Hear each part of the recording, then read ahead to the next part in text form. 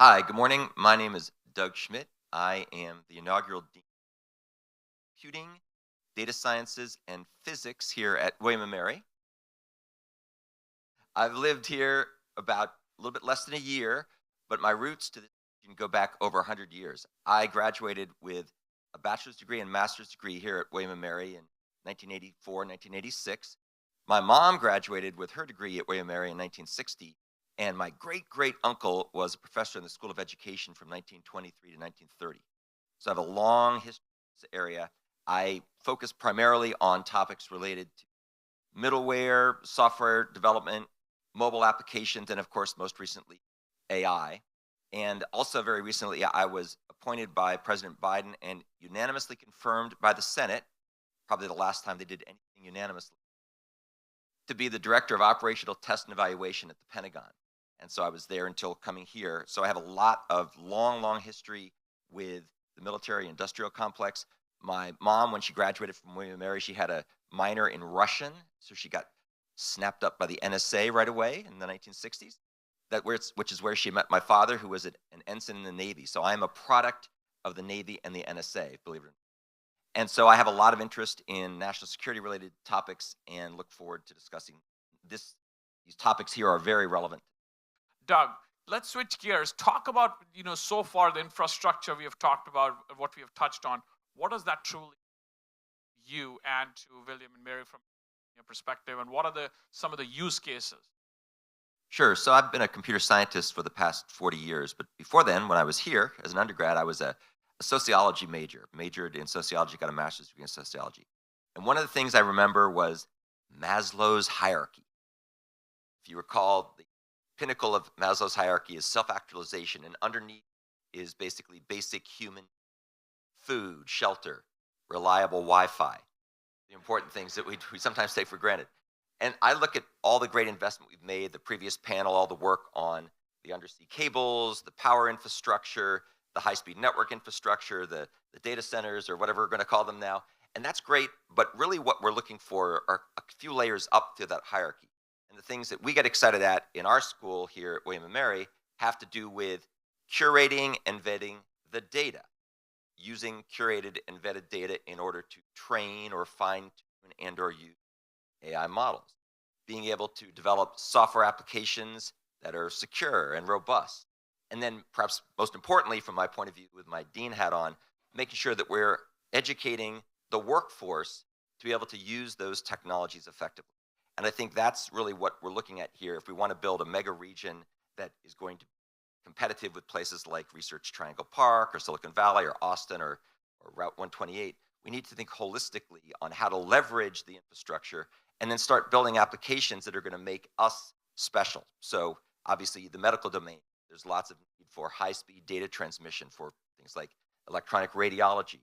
In the world of simulation and digital twins, we have Jefferson Lab just down the road in Newport News, being able to do high-performance data facility experiments at scale, collaborating with other people in other institutions or around the world. Those are the kinds of killer applications that we're going to need. And we're going to need the workforce here in this region in order to carry that out. Doug, in terms of AI factories or AI and its implication, digital twins, tell us your perspective on, from your standpoint, what all of that means as well, and how you see our region kind of progressing in that realm. I'm going to riff off what Hunter was just saying about the people and talk about the workforce, because that's really to all of this. So at William & Mary, one of the things we think a lot about is what is the impact of AI on future workforce that we're producing from all the other universities around the area. And we've got another little Maslow hierarchy type approach, which is more of a pyramid. And at the base of the pyramid is what we call AI literacy. And this is the opportunity for everybody to get to know what a large language model is, get to know what agentic orchestration is, or what prompt engineering is, or what a hallucination is. These are things that are sort of the blocking and tackling of becoming proficient with AI. And what's interesting is we historically, in the university system and primary education as well, do a very bad job of teaching. My son got his driver's license years ago, and he had 40 hours with a certified instructor in the classroom and 100 hours driving with an adult in the car before he could get his license. He went to one of the best high schools in Tennessee. He got zero education on AI, and his teachers and his peers told him, don't use AI, it's cheating, you'll go blind. So we got to get a lot better about literacy. At the other end, at the top of the pyramid, is AI mastery, and that's the people who are the PhDs, computer science and data science, the majors in those subjects. And those people play a very important role leveraging all the high performance technology, the training of the models, the verifying of the models, and so on. That's important. But I think really where the secret sauce is the middle piece of this pyramid, which is what we call AI fluency. And that is teaching everybody else who's not a computer science major or data science major how to use AI effectively for their workflows, for their domains, be it in healthcare or law or pretty much anything else.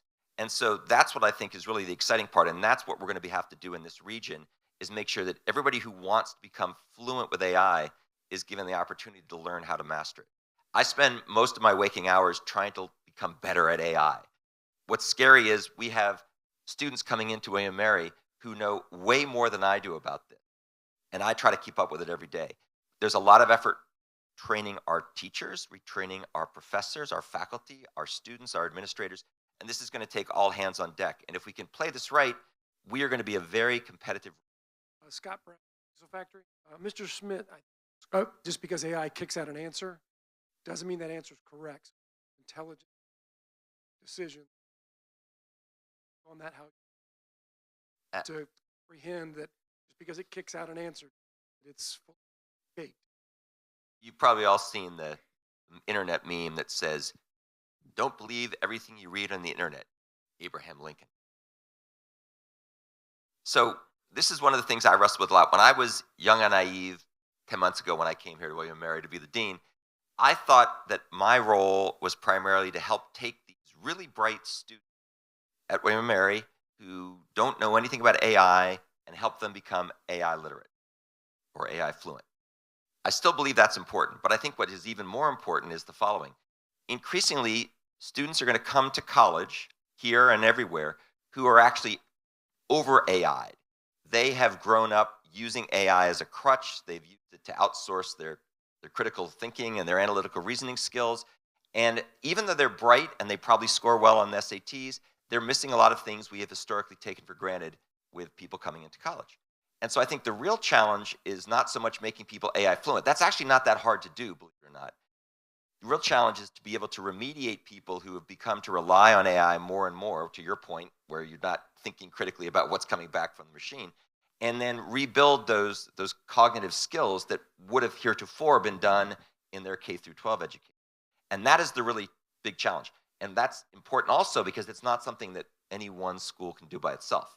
So we have to work very, very closely with our colleagues in arts and science, in the School of Education, in the business school, some of whom think that AI is the mark of the beast.